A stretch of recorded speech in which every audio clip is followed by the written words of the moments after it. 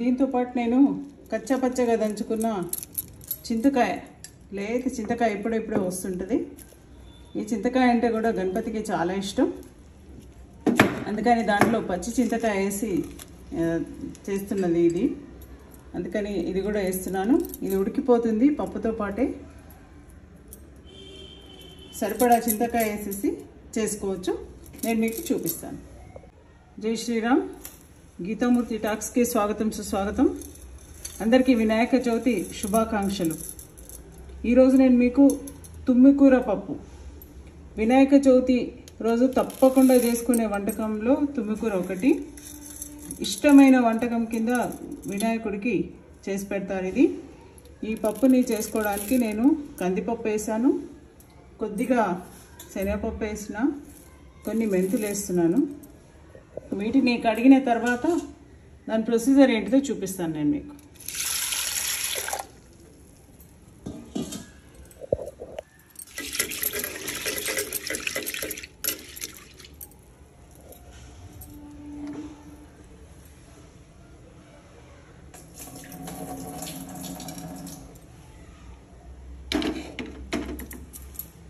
వినాయక చవితి అంటేనే సంబరాలు, చిన్న పెద్ద పేద ధనిక తేడా లేకుండా జరిగే పండుగ ఇది.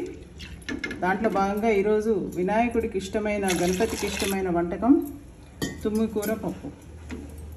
చూడండి, ఈ పప్పులో ముందే నేను కడిగేసి తరిగి పెట్టుకున్న ఈ తుమ్మికూర.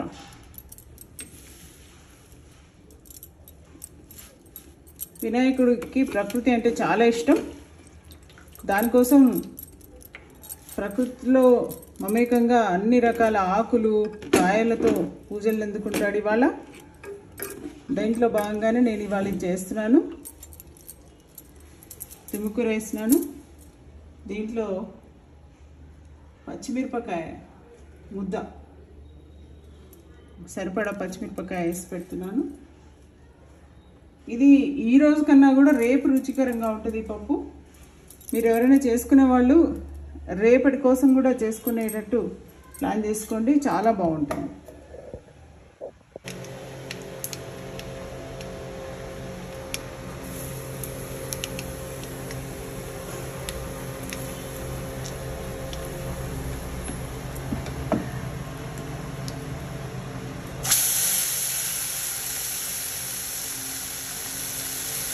చాలా రుచికరంగా ఉంటుంది, ఆరోగ్యకరంగా కూడా ఉంటుంది. ఇది ఈ సీజన్లో తప్పకుండా తినాల్సిన పప్పు. చాలామంది దీన్ని వాసన, ఆకు ఒకలాంటి వాసన ఉంటుందని చెప్పేసి తినకుండా ఏదో 4 ఆకులు వేసేసి పప్పు చేసినాం అన్నట్టు చేస్తారు. కానీ ఇది ఆరోగ్యానికి మంచిది కాబట్టి తినాల్సిన అవసరం ఉంది. ఒక్కరోజు దీనికోసం స్పెషల్గా వినాయక చవితి రోజు చేస్తాం కాబట్టి తప్పకుండా తినాలి. మీరు ఒక్కసారి ట్రై చేసి చూడండి. సరిపడా ఉప్పు,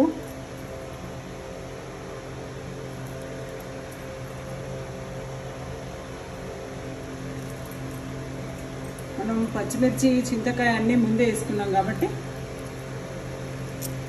ఇది చింతపండు వేయాల్సిన అవసరం లేదు. కొత్తిమీర, కరివేపాకు వేసుకొని కొంచెం మంచిగా ఉడికించుకుంటే ఈ రోజు కన్నా రేపు ఇంకా రుచికరంగా ఉంటుంది. మీరు ఒకసారి ట్రై చేయండి.